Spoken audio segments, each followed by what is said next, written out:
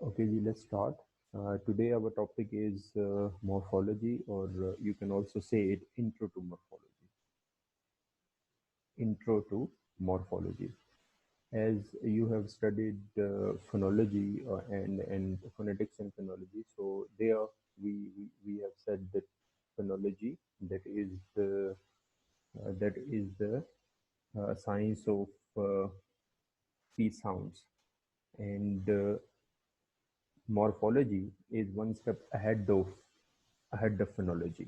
In phonology, we have sound units, and in morphology, we just join those sound units to make new words, to make words actually.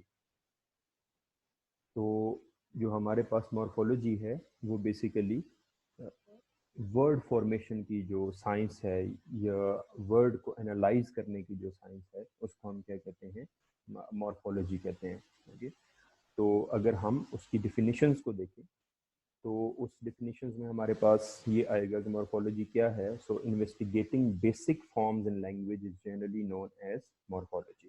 कि जब आप एक language में basic forms को देखने की कोशिश करते हैं तो उसको हम क्या कहते हैं, morphology. Okay, this term which literally means the study of forms was originally used in biology. Okay, biology में मॉर्फोलॉजी का यूज होता है कि जब हम फॉर्म्स को, स्टडी ऑफ फॉर्म्स, जो डिफरेंट स्पीशीज हैं उनकी जो फॉर्म्स को स्टडी कर रहे होते हैं तो उसको हम क्या कहते हैं, मॉर्फोलॉजी कहते हैं. लेकिन वो वर्ड वहाँ से ओरिजिनली वहाँ से आया है, बायो से, और अब ये इंग्लिश में वर्ड फॉर्मेशन या वर्ड की जो साइंस है या स्टडी ऑफ फॉर्म्स है उनको हम देखते हैं. और इसको फर्दर हम डिफाइन कर सकते हैं. Morphology is the study of morphemes, which are the smallest significant units of grammar. Okay? So, smallest significant units of grammar means that when we talk about morphemes, they are the smallest significant units of grammar. Means they are also meaningful. Okay? You cannot say that you keep on breaking one word, and as long as it is meaningful, it can be called morpheme. If it is not meaningful, then it cannot be called morpheme. वो जो smallest significant unit है grammar का उसको हम क्या कहते हैं, morpheme कहते हैं. तो वो इनके मॉर्फोलॉजी जो है वो ओवरऑल स्टडी है, स्टडी ऑफ फॉर्म्स है. लेकिन उन फॉर्म्स में जब हम वर्ड्स को डिफरेंट पार्ट्स में, डिफरेंट सेगमेंट्स में हम उनको डिवाइड करते हैं, लेकिन वो सेगमेंट्स क्या होते हैं, मीनिंगफुल होते हैं. आगे ये फर्दर आपको क्लियर हो जाएगा कि किस तरह से वो मीनिंगफुल रहते हैं. क्योंकि आप एक वर्ड को एक एक लिमिट तक आप उसको ब्रेक कर सकते हैं, क्योंकि उससे फर्दर आपको ब्रेक करेंगे उस वर्ड को तो वो वर्ड क्या हो जाएगा, उसकी जो मीनिंग है वो अपने मीनिंग लूज कर जाएगा. जैसे कि अगर आपके पास एक वर्ड है कॉन्सेप्ट, तो इफ यू, कॉन्सेप्ट बेसिकली अगर आप इसको टू उसमें डिवाइड करें, कॉन एंड सेप्ट, तो basically it would lose its meaning. It means कि हम इसको कॉन्सेप्ट से फर्दर हम इसको डिवाइड नहीं कर सकते, ये इतना ही रहेगा. इसमें सिलेबल और मॉर्फीम में यही फर्क है कि मॉर्फीम जो है वो मीनिंगफुल ग्रामेटिकल यूनिट रहता है. सिलेबल में क्योंकि हम साउंड के हिसाब से देख रहे होते हैं तो वो जो साउंड है उसमें हमारे पास मीनिंग की ज़रूरत नहीं होती है, लेकिन मॉर्फीम में हमारे पास मीनिंग की ज़रूरत होती है. इस वजह से हम एक वर्ड को एक लिमिट तक ब्रेक कर सकते हैं उस वक्त तक जब तक उसके मीनिंग इनटेक्ट रहे. जब वो मीनिंग लूज कर देगा तो उस वक्त हम उसको फर्दर डिवाइड नहीं करेंगे. Dorfman defines morphology as the study of ways and methods of grouping sounds into sound complexes or words. तो साउंड्स को ज्वाइन करने का जो वे है उसको उसने क्या कहा है, मॉर्फोलॉजी कहा है. तो यहाँ पे आप कह सकते हो कि जो फिनोलॉजी है that is the science of sounds. Okay, और इसी तरह से morphology is the grammar of words, and syntax जो हमारा नेक्स्ट टॉपिक होगा that would be syntax is the grammar of sentences. जब आप सेंटेंसेस को एनालाइज कर रहे हैं it means you are in the domain of syntax, and if you are analysing words it means that you are in the domain of morphology. Words को आप analyse करते हैं. So the English word, like we have the example, the English word unkind is made up of smaller units. Un and kind. These are minimal units that cannot be further subdivided into meaningful units. आपके पास आपने un को separate किया और kind को separate किया और इनको आप फर्दर डिवाइड नहीं कर सकते हैं. अगर आप फर्दर डिवाइड करेंगे तो ये मीनिंगफुल यूनिट्स नहीं रहेंगे, और अगर ये मीनिंगफुल यूनिट्स नहीं रहेंगे तो ये एक मॉर्फीम कैटेगरी से बाहर निकल जाएंगे. तो जब आप कहते हैं कि आपके पास एक वर्ड है अनकाइंड, उस अनकाइंड में बेसिकली आपके पास कितने मॉर्फीम्स हैं? टू मॉर्फीम्स हैं उसके अंदर, two morphemes, un and kind. अब अन जो है वो, इसको हम फर्दर जब हम एनालाइज करेंगे ना मॉर्फीम की डिफरेंट काइंड में, आपको पता चल जाएगा, क्योंकि वैसे तो आपके माइंड में ये क्वेश्चन आ रहा होगा कि अन किस तरह से आपके पास एक मीनिंगफुल यूनिट कैसे है। ओके, तो अन मीनिंगफुल यूनिट है क्योंकि अब जब अनकाइंड के साथ यूज करते हैं तो उसके मीनिंग कंप्लीटली क्या हो जाते हैं? चेंज हो जाते हैं। Kind has different meaning and unkind has different meaning, दोनों ऑपोजिट हो गए ना। तो इट मीन्स के अन जो है वो एक ऐसा सेगमेंट है, एक ऐसा यूनिट है जो काइंड के मीनिंग को क्या कर रहा है? अफेक्ट कर रहा है। तो अगर वो उसके मीनिंग को चेंज कर रहा है तो इट मीन्स कि वो मीनिंगफुल यूनिट है।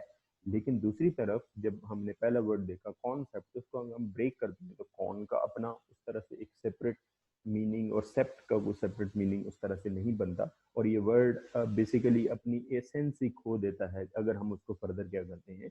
डिवाइड करते हैं। लेकिन ये जो वर्ड है अनकाइंड, इसमें जो एसेंस है वर्ड की, that remains there. Okay, it is not spoiled.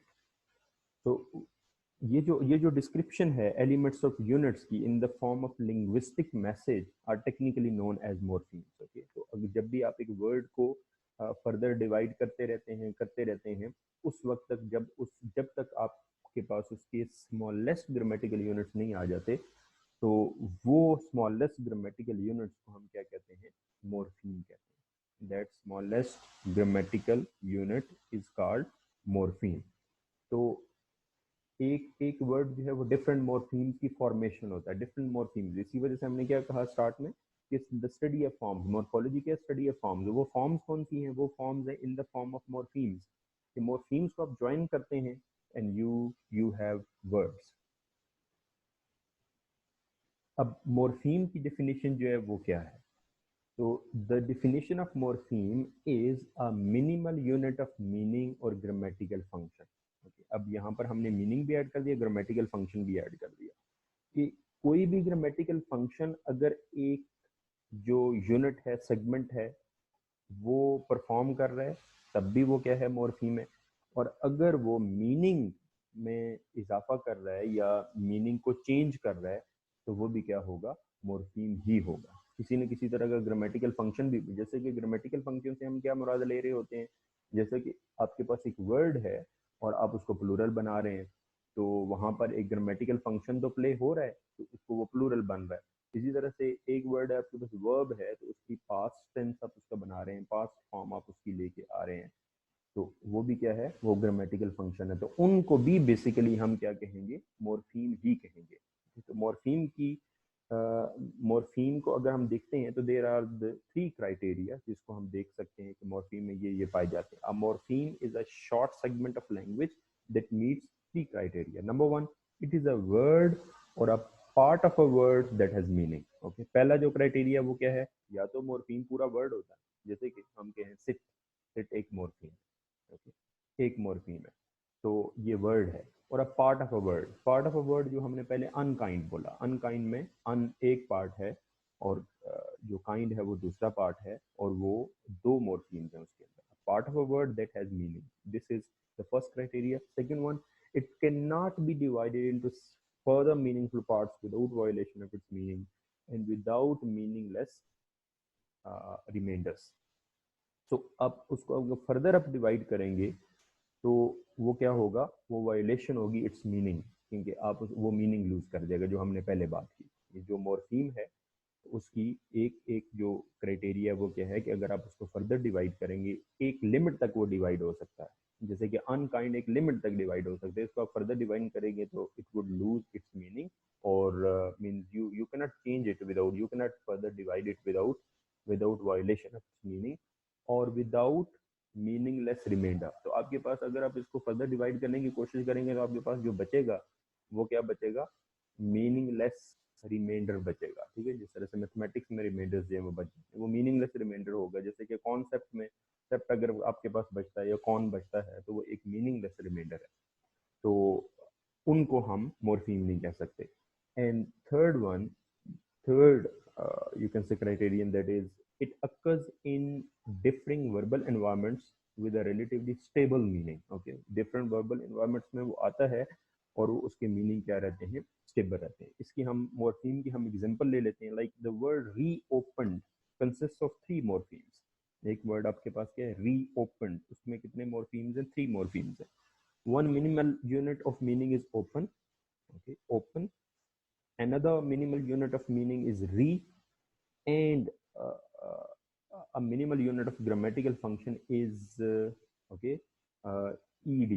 Okay, the sound. Okay, indicating past tense. अब इसमें 3 morphemes है आपके पास. एक तो री ओपन के मीनिंग में क्या करता है, इजाफा करता है, उसको चेंज करता है ओपन के मीनिंग को. अगर सिर्फ ओपन ओपन हो तो that gives different sense, and if there is reopen it gives different sense.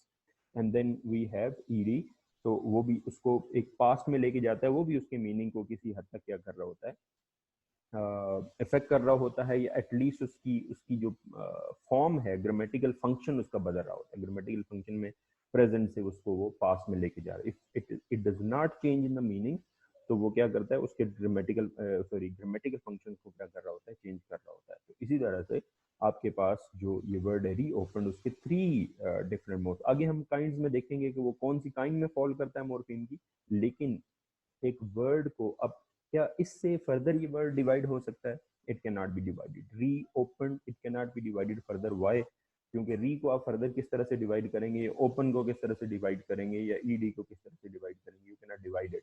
तो ये स्मॉलेस्ट आपके पास ग्रामेटिकल यूनिट्स आ गए, ये स्मॉलेस्ट ग्रामेटिकल यूनिट्स. इसी वजह से we say that in morphology we operate upon the words. हम क्या करते हैं, वर्ड को ऑपरेशन करते हैं. उस वक्त तक वो ऑपरेशन करते रहते हैं जब तक हमारे पास स्मॉलेस्ट ग्रामेटिकल यूनिट्स उसके नहीं आ जाते, और उसको फर्दर हम डिवाइड नहीं करते. इसी तरह से the word tourist also contains 3 morphemes. Okay, tourist और प्लूरल s. ओके, इसमें आपके पास कितने मॉर्फीम्स हैं, 3 मॉर्फीम्स हैं. 3 मॉर्फीम्स, टूअर, ईस्ट एंड. अब टूअर जो है वो क्या है, दैट इज नाउन. टूरिस्ट जो है वो भी उसकी नाउन की कैटेगरी उसे दे रहा होता है, और जो एस है वो उसको क्या बना रहा होता है, प्लूरल बना रहा होता है. ओके, तो tourist means the one who is doing the tour. Okay, who is performing the act of tour, तो वो क्या है, वो टूरिस्ट है. और एक टूरिस्ट है, और टूरिस्ट अगर आप उसके साथ प्लूरल मॉर्फीम आप उसमें क्या करेंगे, ऐड कर लेंगे, तो इस वर्ड में कितने मॉर्फीम्स हैं, 3 मॉर्फीम्स है. इसी तरह से when we talk about the word unlikely, okay, so they unlikely, okay, there are 3 morphemes. like एक मॉर्फीम है अन, जो है वो उसकी मीनिंग को क्या कर रहा है, चेंज कर रहा है, और ली उसकी ग्रामेटिकल कैटेगरी को क्या कर रहा है, बदल रहा है. ओके, उसको उसमें एडवर्ब में लेके आ रहा है. लेकिन आपके पास जो वर्ड कारपेट है, it is a single morpheme. Okay, आप ये नहीं कह सकते कि अब देखें, सम पीपल कैन से कि ये जो कार, ओके, कार और पेट, ओके, इसको आप अलग कर लें, तो पेट भी एक अपने मीनिंग दे रहा होता है और कार अपने मीनिंग दे रही होती है. लेकिन जो कारपेट का मीनिंग है वो तो उसकी तो एसेंस लूज हो जाती है ना, वो तो हम किसी दूसरे वर्ड के अंदर एंटर हो जाते हैं. ओके, इट मीन्स कि कारपेट जो है वो क्या है, that is a single morpheme. वो इससे ज्यादा नहीं. क्यों सिंगल मॉर्फीम है, क्योंकि अगर हम इसको ब्रेक करें तो वो जो उस वर्ड की एसेंस है वही खत्म हो जाती है, और हम किसी दूसरे जो वर्ड्स हैं उनमें हम क्या हो जाते हैं, एंटर हो जाते हैं. उस वर्ड की एसेंस, उसके मीनिंग क्या रहने चाहिए, बरकरार रहने चाहिए, whenever we are talking about morpheme. तो इसी तरह से आपके पास और भी यहाँ पर जो एग्जांपल्स हैं, जैसे कि आर्टिस्ट है, मेट्स है, नेशनल है, चाइल्डिशनेस है, अनमूव्ड है, डी नेशनलाइजेशन है, हाईवे है, फुटपाथ है.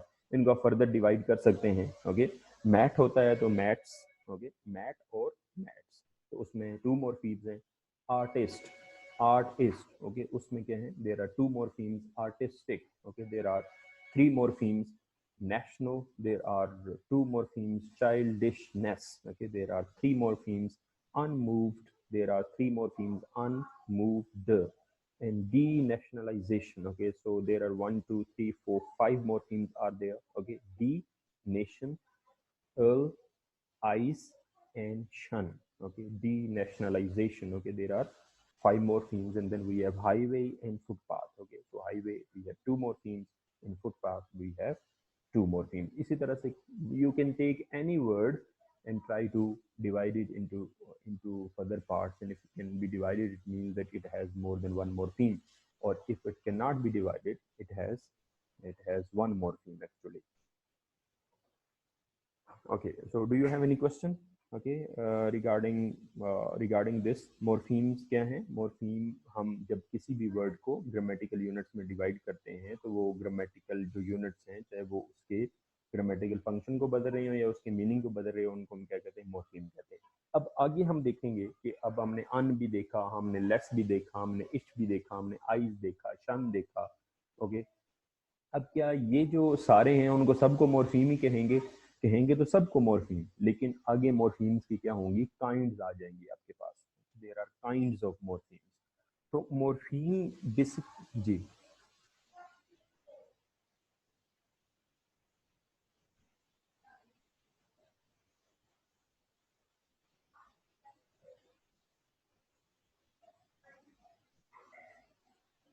Yes yes it is there. Okay, तो कारपेट को हम फर्दर डिवाइड नहीं कर सकते क्योंकि वो अपने मीनिंग को क्या कर देगा? लूज कर देगा। अब मॉर्फीम्स की जब हम काइंड्स को देखते हैं तो हमारे पास मॉर्फीम की, और आपने ये जो आपके पास वीडियो आ जाएगी उस पर भी आप देख लेंगे, वहाँ पर मैंने उसको ब्रांचेस में डिवाइड किया हुआ है और एक चार्ट नुमा चीज़ बनी हुई है, आप उसको देख लेंगे, उसको हम फर्दर उनकी एलेबोरेशन भी करेंगे। तो मॉर्फीम जो है वो बेसिकली जो डिवाइड होता है वो टू काइंड्स में डिवाइड होता है, फ्री मॉर्फीम और बाउंड मॉर्फीम। ओके, मॉर्फीम कितने हिस्सों में डिवाइड होता है? फ्री मॉर्फीम और बाउंड मॉर्फीम में डिवाइड होता है। अब आगे जो फ्री मॉर्फीम है उसकी फर्दर टू ब्रांचेस हैं, एक है लेक्सिकल और एक है फंक्शनल। लेक्सिकल मॉर्फीम और फंक्शनल मॉर्फीम।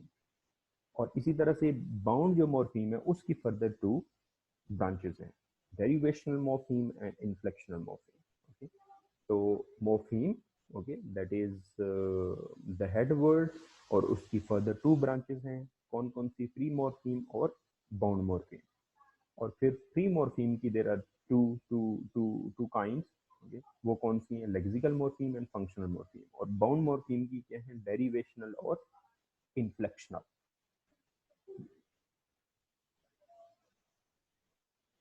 इन्फ्लेक्शनल। ओके, तो ये आपके पास जो बुक है उस पर भी अवेलेबल होगा, जो नोट्स आपको भेजे हैं वहाँ पर भी अवेलेबल होगा, और ये जो आपके पास लेक्चर आ जाएगा इस पर भी अवेलेबल होगा। अब हम free morphemes, free morpheme, it has two branches or two kinds, lexical and functional. And bone morpheme, it has further two kinds, derivational and inflectional. अब हम इनको फर्दर देखते हैं कि इनमें क्या डिफरेंसेस हैं। ओके, फ्री एंड बाउंड, पहले हम इनको देख लेते हैं और फिर आगे हम उनकी जो काइंड्स हैं उनको भी देखते हैं। Free and bound morphemes. There are free morphemes, that is morphemes that can stand by themselves as single words. For example, open and tour. Okay. Free morphemes क्या हैं? Simple definition क्या है free morphemes की? Morphemes that can stand by themselves as single words, जो खुद से अपने own पर स्टैंड कर सकते हैं और उनको स्टैंड करने के लिए किसी दूसरे वर्ड की जरूरत नहीं होती है। they are called free. Okay, so there are also bound morphemes, which are those forms that cannot normally stand alone and are typically attached to another form. Okay, exemplified as re, ist, ed. Okay, and plural S. Okay, वो अब उसमें आपके पास आ जाती है, आगे further division में आपको बता देता हूँ। तो अब जो फ्री मॉर्फीम्स हैं they can stand alone, they can stand alone as single words. जो बाउंड मॉर्फीम है they can not stand alone as single words, उनको स्टैंड करने के लिए दूसरी फॉर्म्स की क्या होती है? ज़रूरत होती है। जैसे कि आपने ओपन तो आप अकेले भी लिख सकते हैं ना, नो प्रॉब्लम, लेकिन री आप एक सेपरेट आप कह सकते हैं कि मॉर्फीम के तौर पे लिख नहीं सकते किसी भी सेंटेंस के अंदर, उसको किसी के साथ री ज्वाइन करना पड़ेगा, री एस्टेब्लिश करना पड़ेगा, री ओपन करना पड़ेगा, रीचार्ज करना पड़ेगा। ओके, सो ये जो वर्ड्स हैं, ये जो मॉर्फीम्स हैं ये अकेले स्टैंड नहीं कर सकते। इसी तरह से हमारे पास यहाँ पे टू एग्जांपल्स हैं, एक है अनड्रेस्ड और एक है केयरलेसनेस। यहाँ पर जो अन है वो प्रीफिक्स है, it can not stand alone. जो ड्रेस है वो स्टेम वर्ड है, ड्रेस तो मीन के रूट वर्ड है, वो तो इट कैन स्टैंड अलोन। और ड्रेस ईडी जो है वो भी सफिक्स है, ओके, तो वो भी क्या है, it can not stand alone. इसी तरह से केयरलेसनेस, तो केयर जो स्टेम वर्ड है, इट कैन स्टैंड अलोन, लेकिन लेस यूजुअली जब वो सफिक्स के तौर पे यूज होगा तो मीन सफिक्स के तौर पे, वैसे अगर ये सेपरेट वर्ड के तौर पे भी यूज हो सकता है तो वहाँ पर तो it can stand alone, there are less, okay students. So वो लेस कहीं पर इट कैन स्टैंड अलोन, लेकिन इस वर्ड के अंदर केयरलेसनेस के अंदर ये it can not stand alone. Ness जो है N E double S ness, it can not stand alone. अब यहाँ पर जो आपके पास अनड्रेस्ड वर्ड जो है, अनड्रेस्ड वर्ड, उसमें जो अन है वो बाउंड मॉर्फीम है, क्योंकि it can not stand alone. जो ड्रेस है वो स्टेम वर्ड है, तो it can stand alone, that is why it is a free morpheme. इसी तरह से ईडी जो लास्ट पे आपके पास है, it can stand alone, it can not stand alone, so it is a bound morpheme. तो बाउंड, फ्री, बाउंड। इसी तरह से केयरलेसनेस के अंदर आपके पास फर्स्ट जो वर्ड है care, that can stand alone, that is why it is free. And then we have bound and bound, okay, bound and bound means less or ness, okay, less or ness, okay, so they are I mean they are bound, they are bound morpheme, okay। तो free और bound में आपको वाजे हो गया।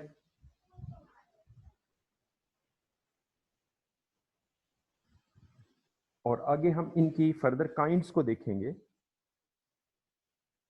Free और bound की जो फर्दर काइंड्स है। फ्री की हमारे पास जो काइंड्स है वो कौन सी हैं, हमारे पास है फ्री की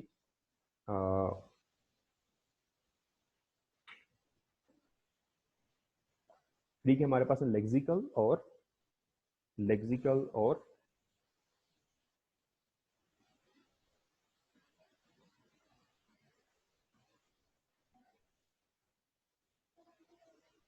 yes, there are two further kinds of free morphemes. And the first category uh, is that set of ordinary nouns, adjectives, verbs that we think of as the words that carry the content of the message we convey. These free morphemes are called lexical morphemes. जो आपके पास वो category जो जिसमें noun, adjective, verbs आते हैं, और ये content of the message, they convey content of the message, इनके बगैर मैसेज कन्वे नहीं हो सकता। एडजेक्टिव, वर्ब्स, नाउन, इनके बगैर जो मैसेज है वो कन्वे नहीं हो सकता। और अगर मैसेज कन्वे नहीं हो सकता तो ये क्या है, ये हमारे लिए कंटेंट वर्ड्स हैं, रूट वर्ड्स हैं, और इनके थ्रू हम मैसेज कन्वे करते हैं। इसी वजह से हम इनको क्या कहते हैं, ये लेक्सिकल मॉर्फीम्स हैं, okay, they are lexical morphemes. And like we have some examples: girl, man, house, tiger, sad, long, yellow, sincere, open. Though koi bhi means a lot of verbs are there, millions and millions of words are there, okay, so you can I mean verbs are there, so all these are so सबसे ज्यादा English language में जो words पाए जाते हैं वो कौन से हैं, लेक्सिकल हैं। इसी वजह से डिक्शनरीज हैं, ओके, हम उनको जो है वो लेक्सिकोलॉजी, और उसको हम जो कहते हैं जहाँ पे हम वर्ड्स को इकट्ठा कर रहे हैं, ये लेक्सिकल हैं, they are the most important. और ये जो लेक्सिकल वर्ड्स हैं, लेक्सिकल मॉर्फीम्स हैं, इनमें आपके पास एक लैंग्वेज में आप कह सकते हो कि न्यू आप इनको इजीली ऐड कर सकते हैं। There lot of verbs which enter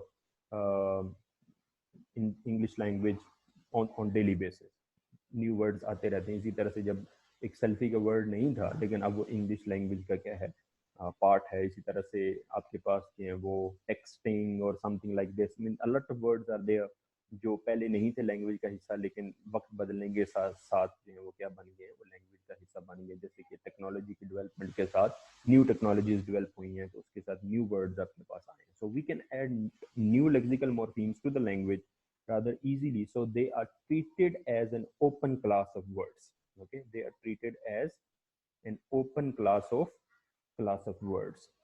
So other types of morphemes are called functional morphemes. Other type of morphemes are called functional morphemes. So functional morphemes कौन से examples are and, but, when, because, on, near, above, in, the, that, it, them. Okay, so this set consists largely of functional words in the language, such as conjunctions, prepositions, articles, pronouns.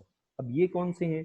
क्योंकि इनमें new जो addition है वो ना होने के बराबर होता है। जैसे कि आप इंग्लिश में अगर प्रोनाउंस को देखें तो pronouns for centuries they are the same pronouns, first person pronoun, second person pronoun, and and and third person pronouns. इसी तरह से आपके पास जो कंजंक्शंस हैं, okay, neither, either, okay, they remain the same. Okay, so there is less change into them. Okay, so you cannot say that we were talking about categories. Okay, so categories, there are means in free morphemes there are lexical morphemes, जिसमें हमने क्या कहा कि जिसमें nouns हैं, adjectives हैं, verbs हैं, और उनमें new lexical morphemes आते रहते हैं लैंग्वेज के अंदर, और इसी वजह से हम उनको क्या कहते हैं, ओपन क्लास ऑफ वर्ड्स। जो लेक्सिकल मॉर्फीम्स हैं, they are open class of words. And when we talk about functional morphemes, so we have said in functional morphemes we have conjunctions, prepositions, articles, pronouns. So I have told you that pronouns, they are of limited number. When we talk about articles, there are only 3 articles in English language, definite, indefinite articles, and then we have prepositions. Preposition भी numbered है। okay? कुछ Shakespeare ने कुछ new preposition को join करके बनाया था, लेकिन उसके बाद आपके पास यूजुअली जो प्रपोजिशंस है वो भी नंबर्ड ही है। न्यू प्रपोजिशंस लैंग्वेज में ना होने के बराबर आती हैं। इसी तरह से जो कंजंक्शंस हैं, ओके, एंड है आपके पास, इसी तरह से सो, ओके, ये भी क्या है, ये भी आपके पास सेट है। ओके, तो कंजंक्शंस जो हैं वो भी ऑलरेडी सेट हैं, और उसमें जो चेंज है वो आपके पास नहीं होता। ओके, सो जब उसके अंदर चेंज नहीं है तो इसी वजह से हम कहते हैं कि न्यू फंक्शनल मॉर्फीम्स जो लैंग्वेज में है वो ऐड नहीं होते। Okay, so we almost never add new functional morphemes to the language, so they are described as closed class of words, closed class of words। तो जो फंक्शनल मॉर्फीम्स हैं वो क्या है, क्लोज क्लास हैं, और जो आपके पास लेक्सिकल मॉर्फीम्स हैं वो क्या हैं, दे आर ओपन क्लास। आप उसको ओपन में लिखेंगे। अब नेक्स्ट जो हमारे पास काइंड है, that is related to bound morphemes. Bound morphemes की हमने पहले बात की, बाउंड मॉर्फीम्स कौन से होते हैं। अब बाउंड मॉर्फीम्स की हमारे पास काइंड्स हैं। There are 2 kinds of bound morphemes, जिसको हमने पहले की हमने बात की डेरिवेशनल, और सेकंड जो हमने बात की वो कौन सी बात की, inflectional. Okay, so the set of affixes that make up the category of bound morphemes can also be divided into two types. There are the derivational morphemes. We use these bound morphemes to make new words, or to make words of a different grammatical category from the stem. अब ये जो derivational morphemes हैं उससे हम क्या करते हैं, new words को फॉर्म करते हैं, और जो ग्रामेटिकल कैटेगरी है वर्ड की उसको हम क्या करते हैं, चेंज करते हैं। ग्रामेटिकल कैटेगरी जो वर्ड है उसको हम क्या करते हैं, चेंज करते हैं। जैसे कि आप ग्रामेटिकल कैटेगरी में हम देखें, we have nation, that is noun, and national, that is adjective, nationalise, that is verb, nationalisation, that is noun. तो अब क्या है, ये हम जो उसके साथ डिफरेंट हम क्या कर रहे हैं, उसके साथ बाउंड मॉर्फीम्स ऐड करते जा रहे हैं, हमारे पास न्यू ग्रामेटिकल कैटेगरीज वर्ड्स की क्या है, बनती जा रही हैं। तो इनको, जैसे कि आपने कहा कि गुड और गुडनेस, ओके, इसी तरह से आपके पास बॉय तो बॉयहुड। तो अब उसमें क्या कर रहे हैं, अब बेसिकली उस वर्ड को न्यू वर्ड उससे भी बना रहे हैं, और उस ग्रामेटिकल कैटेगरी भी वर्ड्स को क्या कर रहे हैं, चेंज कर रहे हैं। जैसे कि गुड जो है वो एडजेक्टिव है, और गुडनेस आपके पास क्या है, that is noun. the noun care can become the adjectives careful or careless, okay, by addition of derivational morphemes full or less, okay, careless, careful, okay, ये भी आप ऐड करना है, उसकी ग्रामेटिकल कैटेगरी क्या होती है, चेंज होती है। लेकिन जो सेकेंड हमारे पास काइंड है, इन्फ्लेक्शनल मॉर्फीम की, जो काइंड है किसकी, आपके पास बाउंड मॉर्फीम की. The second set of bound morphemes contains what are called inflectional morphemes. These are not used to produce new words in our language. जो inflectional morphemes हैं वो लैंग्वेज में न्यू वर्ड्स को प्रोड्यूस करने के लिए use नहीं होते, but rather to indicate aspects of grammatical function of a word. Inflectional morphemes are used to show if a word is plural or singular, if it is past tense or not, or if it is comparative or possessive form. Okay, आप इसमें यही use करते हैं कि एक word जो है वो प्लूरल है या सिंगुलर है, एक वर्ड पास्ट है या नहीं है, एक वर्ड कंपैरेटिव है या पॉजेसिव है या सुपरलेटिव है, इसको आप देख रहे हो. इसके अलावा आप इसमें इसी वजह से जो इन्फ्लेक्शनल मॉर्फीम्स हैं वो इंग्लिश में हैं ही 8, इसके अलावा मॉर्फीम्स नहीं है इंग्लिश में जो इन्फ्लेक्शनल है. सबसे पहले एक एपोस्ट्रॉफी एस. एपोस्ट्रॉफी एस, जब अली के साथ एपोस्ट्रॉफी एस आप लगाते हैं तो it remains Ali. Okay, it remains noun. Okay, इसी तरह से आप वर्ब के साथ एस ऐड करते हैं, लाइक शी प्लेज, तो प्ले पहले भी वर्ब है तो फिर भी वर्ब ही रहता है. तो ये टू जो एस हैं ये भी इन्फ्लेक्शन हैं. इसी तरह से आपके पास वर्ब में एस आप ऐड करते हैं या सॉरी, वो जो पहले वाला एस है वो नाउन के साथ है, तो उसमें पोजेसिव वाला एक एस है और एक है प्लूरल वाला एस आपके पास. तो लेकिन बॉय के साथ एस भी लगा दें, बॉयज भी लगा दें, तो बेसिकली इट रिमेन्स नाउन. उसमें तो कोई ग्रामेटिकली किसी भी तरह का फंक्शन उसका चेंज नहीं होता है. और जो वर्ब में एस है वो क्या है, प्ले के साथ प्लेस, और इसी तरह से डू के साथ डूइंग, इसी तरह से ईडी प्ले के साथ प्लेड, और इसी तरह से N E N taken. Okay, taken भी हो जाए तब भी वर्ब ही रहता है, बेशक थर्ड फॉर्म में उसे ले जाए. इसी तरह से एडजेक्टिव में आपके पास है ई आर और E S T, like big, bigger, biggest, तो बिगर भी हो तब भी एडजेक्टिव है, बिगेस्ट भी हो तब भी एडजेक्टिव है. तो बेसिकली आपके पास नाउन में 2, वर्ब में 4, और इसी तरह से एडजेक्टिव में 2, ये आपके पास 8 मॉर्फीम्स हैं जिनको आप इन्फ्लेक्शनल कहेंगे, क्योंकि ये बेसिकली वर्ड की जो ग्रामेटिकल कैटेगरी है उसको वो बदलते नहीं है, बल्कि ये सिर्फ इंडिकेट कर देंगे वर्ड सिंगुलर है या प्लूरल है, ये वर्ड पास्ट टेंस है या नहीं है, ये वर्ड कंपैरेटिव है या सुपरलेटिव है, ये वर्ड पोजेसिव फॉर्म में है या नहीं है. इसके अलावा ये किसी भी चीज़ को इंडिकेट नहीं करते. इसी वजह से हम ना सिर्फ इनको बाउंड मॉर्फीम कहते हैं, बल्कि बाउंड मॉर्फीम की जो काइंड है उसको क्या कहते हैं, इन्फ्लेक्शनल मॉर्फीम हम इनको कह रहे होते हैं. तो यहाँ पर हमने क्या कहा कि मॉर्फीम हमारे पास दो तरह के होते हैं, फ्री मॉर्फीम होते हैं, बाउंड होते हैं. पहले हमने उनको डिफाइन किया, फिर उसके बाद हमने फ्री मॉर्फीम की 2 काइंड्स, लेक्सिकल और डेरिवेशनल, लेक्सिकल और फंक्शनल, उसको हमने देखा, और फिर हमने बाउंड मॉर्फीम की 2 काइंड्स को देखा जिसमें हमारे पास थी डेरिवेशनल और इन्फ्लेक्शनल. तो अब मोफ्स और एलोमोफ्स में जिस तरह से आपने वहां पर पढ़ा, जो एलोफाउन फोनोलॉजी में आपने देखा, इसी तरह से यहाँ पर हमारे पास मोफ्स और एलोमोफ्स भी होते हैं. तो आपके पास एक जो मॉर्फीम है उसकी जो एक आप कह सकते हो कि जो फोनोलॉजिकल रिप्रेजेंटेशन होती है उसको हम क्या कहते हैं, मोफ कहते हैं. एक मॉर्फीम की जो फोनोलॉजिकल रिप्रेजेंटेशन है उसको हम क्या कहते हैं, मोफ कहते हैं. जैसे कि आप एक मॉर्फीम जब लिखेंगे, लाइक आपने एक मॉर्फीम लिखा जिसमें आपने लिखा कैट्स. ओके, कैट्स आपने लिखा, तो कैट्स को जब आप फोनोलॉजिकली आप उसको क्या करेंगे, रिप्रेजेंट तो करेंगे ना कि ये कैट्स के अंदर कौन कौन सी साउंड यूज हुई हैं. ओके, तो उनको आप किस में लिखेंगे, फोनोलॉजी का रिप्रेजेंटेशन में आप उनको लिखेंगे. वो जो फोनोलॉजी का रिप्रेजेंटेशन है या उसकी जो आप कह सकते हैं जो फोनेटिक फॉर्म है उसको हम क्या कहेंगे, मोफ कहेंगे. Okay, so the term morph means shape any minimal phonetic form that is meaning is a morph. thus इसी तरह से आपके पास जैसे कि वर्ड्स है, कैप है, तो कैप जो है वो जब, वैसे तो कैप जो है वो मॉर्फीम है, लेकिन जब उसको फोनेटिक रिप्रेजेंटेशन में क ए प ये जब 2 साउंड्स को आप ज्वाइन करेंगे तो दे वुड बिकम morph. तो those morphs which belong to same morpheme are called allomorphs. अब एक मॉर्फीम के जितनी डिफरेंट वेरिएशन उसके अंदर होंगी वो उसके क्या कहेंगे, एलोमोर्फ्स कहलाएंगे.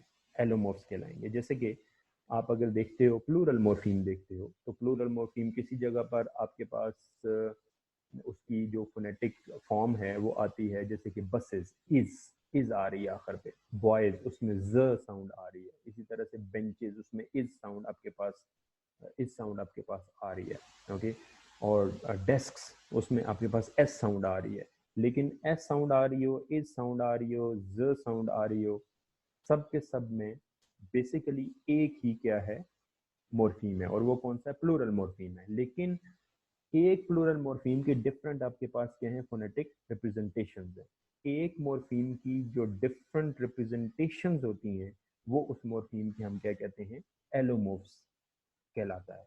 कि मॉर्फीम तो एक ही आपसे पूछेगा कि ये जो स है, ये ज है या इज है, ओके, मीन्स के बेसिकली तो आप कहेंगे ये प्लूरल मॉर्फीम है। ओके, हर जगह पे वो एक ही काम कर रहा है, वो प्लूरल का काम कर रहा है। लेकिन उसकी क्योंकि फोनेटिक फॉर्म जो है वो डिफरेंट है, इसी वजह से हम क्या कहेंगे कि वो एक ही मॉर्फीम के डिफरेंट क्या है, एलोमॉर्फ्स है। तो जिस तरह से हम फोनेटिक्स में हम कहते हैं एलोफाउंस, कहते हैं कि एक ही जो आपके पास फोनीम है उसकी जो डिफरेंट फोनेटिक रिप्रेजेंटेशंस हैं, उनको हम क्या कहते हैं, एलोफाउंस कहते हैं। इसी तरह से एक मॉर्फीम की डिफरेंट जो फोनेटिक फॉर्म्स हैं उनको हम क्या कहते हैं, एलो एलोमॉर्फ्स। ओके, एलोमॉर्फ्स, वो एलोफाउंस और इनको एलोमॉर्फ्स। अब इसमें एक और कॉन्सेप्ट है जो इससे रिलेटेड है, और ये अपने माइंड में भी रखना है, और थोड़ा सा आप कह सकते हो कि कॉम्प्लेक्स कॉन्सेप्ट है। उसमें फोनोलॉजिकल कंडीशनिंग है और मॉर्फोलॉजिकल कंडीशनिंग है। फोनोलॉजिकल कंडीशनिंग और मॉर्फोलॉजिकल कंडीशनिंग। अब फोनोलॉजिकल कंडीशनिंग क्या है कि एक जो आपके पास मॉर्फीम है उसमें जो साउंड्स का बदलना है, या उसमें जो चेंज है साउंड्स का, वो किस वजह से आ रहा हो, वो फोनोलॉजी की वजह से आ रहा हो, तो वो क्या होगी, फोनोलॉजिकल कंडीशनिंग होगी। अब जैसे कि आपके पास जो वर्ड्स हैं, जैसे कि सेट से सेट्स, बिट से बिट्स, बैट से बैट्स, कैप से कैप्स, और क्लिप से क्लिप्स। ओके, क्लिप से क्लिप्स। अब इसमें सब में स साउंड आपके पास आ रही है। कौन सी साउंड आ रही है, स। ओके, साउंड आ रही है। इसी तरह से आगे आप वर्ड्स देखें तो बेड से बेड्स है, लैड से लैड्स है, कैब से कैब्स है, क्लब से क्लब्स है, बीट से बीट्स है। ओके, अब यहाँ पर जो आपके पास साउंड आ रही है वो ज आ रही है। अब दोनों में वैसे तो आपके पास जो है वो मॉर्फीम है वो एक ही है, चाहे वो सेट्स का हो या बेड्स का हो, मॉर्फीम कौन सा है, एक ही है। कौन सा मॉर्फीम है, प्लूरल मॉर्फीम है, प्लूरल मॉर्फीम है। And where lies the difference, the difference lies in sounds. Okay, कहाँ पे डिफरेंस है, साउंड्स में डिफरेंस है। अब जब साउंड्स में जब डिफरेंस है, तो इट डजंट मीन कि हमारा मॉर्फीम उसे कह रहा है कि नहीं तुम ज की साउंड निकालो या स की साउंड निकालो, नहीं, बल्कि हमारे जो फोनीम है, ओके, ट साउंड बाउंड कर रही है एस को, कि मेरे बाद सेट प्रोड्यूस नहीं हो सकता, सेट सी प्रोड्यूस होगा। ओके, मीन के स साउंड ही निकलेगी। हालांकि दोनों में आप देखें, दोनों में एस लगा हुआ है, तो एक में स साउंड आ रही है, एक में ज साउंड आ रही है। ओके, तो दोनों में जब एक ही तरह का आपके पास मॉर्फीम है लेकिन साउंड्स उसके डिफरेंट है, इट मींस के मॉर्फीम तो उनको कोई प्रॉब्लम नहीं कर रहा, ये फिनोलॉजी इसको कंडीशन कर, कंडीशन का क्या मतलब होता है, बाउंड कर रही है। फिनोलॉजी उसे कह रही है कि भाई मेरे साथ ये जो ट कह रहा है कि मेरे साथ ये जो वर्ड आएगा, ट जो है आपके पास क्या है, एल्वियोलर है, एल्वियोलर भी है, और ये आपके पास वॉइसलेस है ट साउंड। तो वो कहता है कि मेरे पास, मेरे बाद जो है वो जो स आएगा, साउंड आएगी, वो स ही प्रोड्यूस होगी, एस जो आएगा वो स प्रोड्यूस होगा। लेकिन दूसरी तरफ जो ड है वो आपके पास वॉइस, आपके पास एल्वियोलर है, और वो क्या कहता है कि मेरे पास जो, मेरे बाद जो एस आएगा वो कैसे प्रोड्यूस होगा, वो ज की फॉर्म में प्रोड्यूस होगा। इट मीन्स कि ये दोनों जो वर्ड हैं वो क्या है, फोनोलॉजिकली कंडीशनड है। क्या है, फोनोलॉजिकली कंडीशनड है, क्योंकि मॉर्फीम उनको नहीं कुछ कह रहा है, बल्कि वो खुद ब खुद ऐसे हैं। ओके, वो साउंड की वजह से ऐसे। ओके, उसमें जो उसकी फोनोलॉजिकल जो कंडीशनिंग है, ओके, वो फनीम की वजह से है, और उनकी उनकी साउंड की वजह से है। और मॉर्फोलॉजिकल कंडीशनिंग क्या होती है, ओके, मॉर्फोलॉजिकल कंडीशनिंग ये होती है कि आपको साउंड कुछ भी नहीं कह रही होती, वो वर्ड ही ऐसा होता है। जैसे कि the regularity of phonological conditioning is restricted, there are several irregular forms that do not show the predictable direction of morphophonemic changes. We can always explain reasonably why such variants forms as t, d, id occur for past tense and s, z, is for plural form. इनको तो हम बयान कर सकते हैं बड़े आराम से। आपसे क्यों पूछे कि ये ट, ड, इड क्यों आता है, तो आप बड़े आराम से कहेंगे कि क्योंकि साउंड्स की वजह से हम बाउंड है। जैसे कि आमतौर पे जब भी प साउंड के बाद ई डी आप लगाते हैं तो उसमें ट साउंड प्रोड्यूस होता है, जैसे कि स्किप्ड। ओके, इसी तरह से स्टॉप्ड, स्टॉप्ड, स्टॉप्ड नहीं होता बल्कि क्या होता है स्टॉप्ड, ट साउंड प्रोड्यूस होता है। इसी तरह से ड भी होता है और इड भी होता है, ओके, आमतौर पे। तो ये तो आप बड़े आराम से रिप्रेजेंट कर सकते हैं। क्यों? आप कहेंगे कि ये साउंड की वजह से बाउंड है, ओके, अपने प्रीवियस साउंड की वजह से बाउंड है कि उसमें ये साउंड नहीं कर रही है। या स ज इज भी, इसी बेंचेस हम बोलते हैं क्योंकि बेंच नहीं बोला जा सकता, बेंचेस वजह से हम बोलते हैं। ये तो फोनोलॉजिकली हो गया। अब मॉर्फोलॉजिकली क्या है कि कुछ आपके पास इरेगुलर फॉर्म्स है इंग्लिश में, जैसे कि चिल्ड्रन, चिल्ड्रन है प्लूरल चाइल्ड का।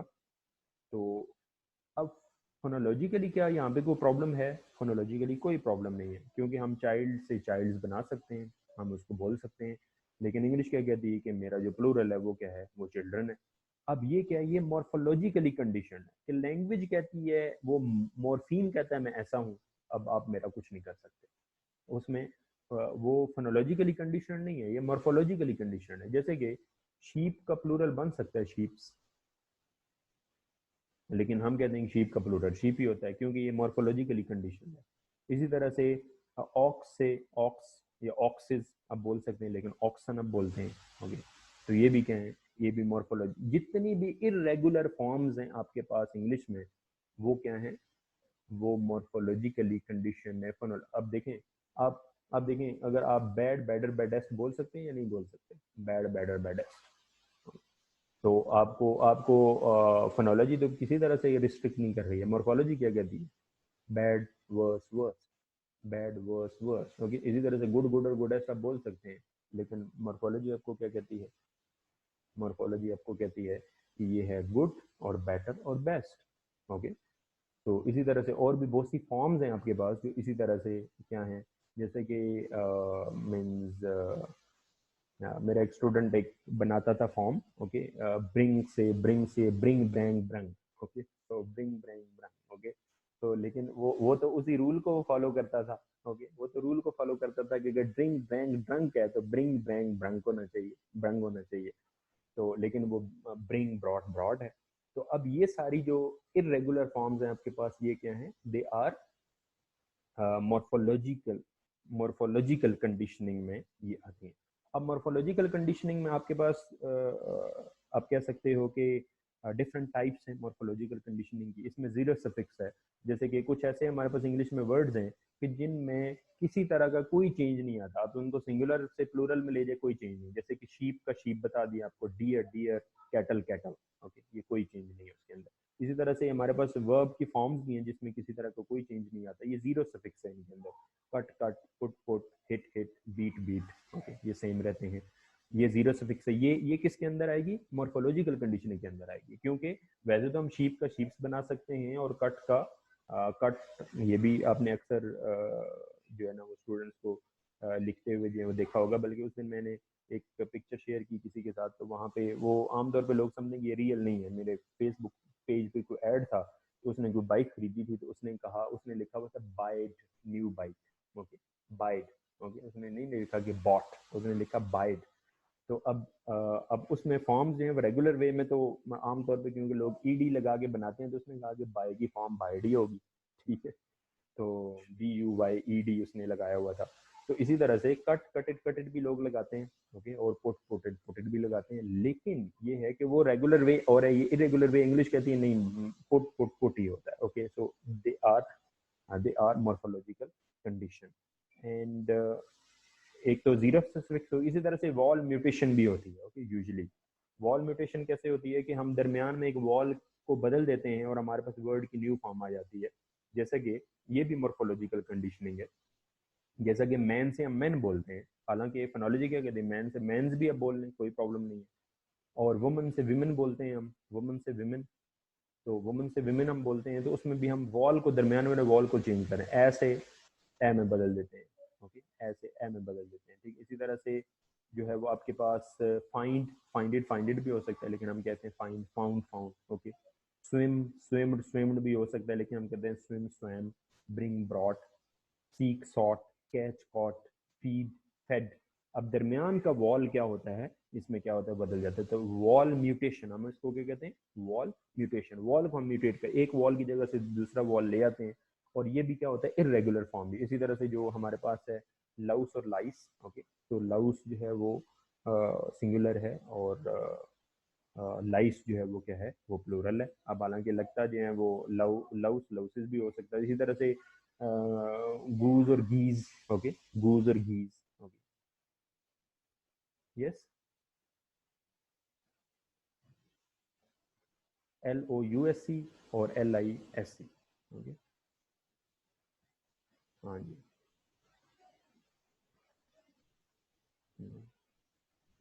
ओके, और वॉल चेंज भी होता है आमतौर पे, वॉल चेंज भी होता है, जैसे कि सॉरी कॉन्सोनेंट चेंज होता है। एक तो वॉल म्यूटेशन है, एक कॉन्सोनेंट चेंज होता है, ठीक है। जैसे कि लाइफ की जो वाइफ का जो प्लूरल है वो वाइफ्स हो सकता है, FES हो सकता है, लेकिन उसको हम V में बदल देते हैं, वाइव्स, ठीक है।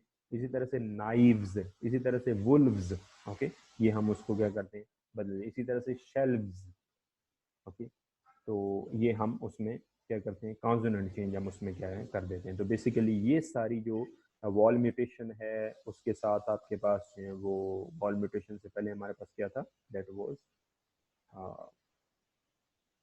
Yes, zero suffix, zero suffix, vowel mutation, और उसके साथ जो है वो आपके पास consonant change, they all fall in the category of morphological, morphological conditioning, okay, so that is yes, yes, zero suffix में आपके पास एग्जांपल मैंने आपको दी, शीप और शीप की एग्जांपल दी, डियर और डियर की एग्जांपल दी, कैटल और कैटल की एग्जांपल दी, ये सिंगुलर और प्लूरल में। इसी तरह से प्रेजेंट फॉर्म और पास्ट फॉर्म में आपको एग्जांपल दी, कट और कट की एग्जांपल दी, पुट और पुट की एग्जांपल दी, मींस के वो प्रेजेंट भी सेम फॉर्म है, पास्ट में भी सेम फॉर्म है, जीरो सफिक्स ऐड हो रही है उसके साथ। तो ये आपके पास आ जाएगा मॉर्फोलॉजिकल कंडीशन के अंदर। So this is all about morphology, means morphology is much more than that, but we are very much restricted to what we say intro to morphology, or that is all from morphology, okay.